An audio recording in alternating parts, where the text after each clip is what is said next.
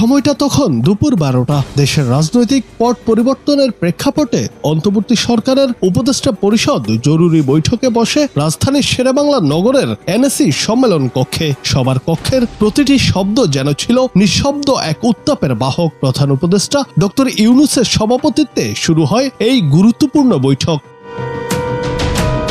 19 জন উপদেষ্টা উপস্থিত থাকলেও আলোচনার কেন্দ্রবিন্দু ছিল অন্য কিছু। প্রধান উপদেষ্টার পদত্যাগ নিয়ে তৈরি হওয়া ধোঁয়াশা। বৈঠকের সময় এনইসি কক্ষ থেকে মন্ত্রিপরিষদ সচিব ও অন্যান্য সরকারি কর্মকর্তাদের বেরিয়ে যেতে দেখা যায়। আলোচনায় ছিল কেবল উপদেষ্টা পরিষদ। মূলধারার রাজনীতির টানাপোড়েনে এই বৈঠককে বিশেষ গুরুত্বের চোখেই দেখছেন সংশ্লিষ্টরা। রুদ্ধদ্বার এই বৈঠক শেষে উপদেষ্টারা একে একে বেরিয়ে গেলেও মুখে যেন তালা। পররাষ্ট্র উপদেষ্টা তৌহিদ হোসেন ও ক্রীড়া উপদেষ্টা আসিফ মাহমুদ সজীবও ছিলেন নীরব। শুধু উপদেষ্টা আলী ইমাম মজুমদার বলেন, আমি কিছু বলতে পারছি না। বন জলবায়ু পরিবর্তন এবং পানি সম্পদ মন্ত্রণালয়ের উপদেষ্টা সৈয়দা রিজওয়ানা হাসান গণমাধ্যমকে জানান, প্রধান উপদেষ্টার পদত্যাগ নিয়ে কোনো আলোচনা হয়নি বৈঠকে। সংস্কার নিয়ে কথা হয়েছে, কে কোথায় কথা বলবে তা নিয়েই বৈঠকে আলোচনা হয়েছে বলেও জানান এই উপদেষ্টা।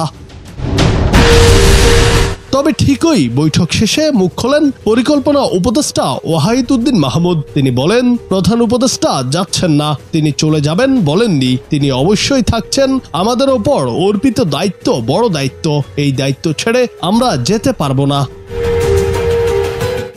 সবশেষে অন্তর্বর্তী সরকারের প্রধান উপদেষ্টা অধ্যাপক মোহাম্মদ ইউনূসের সঙ্গে বৈঠকে বসেছে বিএনপি। গতকাল শনিবার সন্ধ্যা 7:30টার পর প্রধান উপদেষ্টার বাসভবন যমুনায় এই বৈঠক শুরু হয়। বিএনপির পক্ষ থেকে বৈঠকে নেতৃত্ব দিয়েছেন দলটির স্থায়ী কমিটির সদস্য খন্দকার মোশাররফ হোসেন। তার সঙ্গে স্থায়ী কমিটির আরও 3 জন সদস্য ছিলেন। তারা হলেন আব্দুল মঈন খান, আমির খসরু মাহমুদ চৌধুরী ও সালাউদ্দিন আহমদ।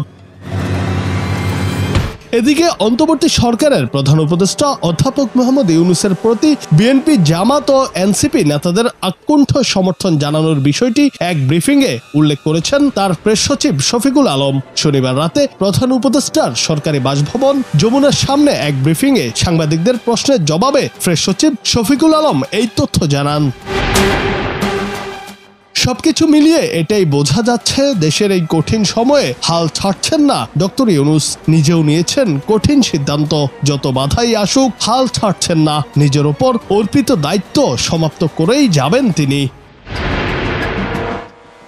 জুনায়েদ আহমেদ, বাংলা টিভি।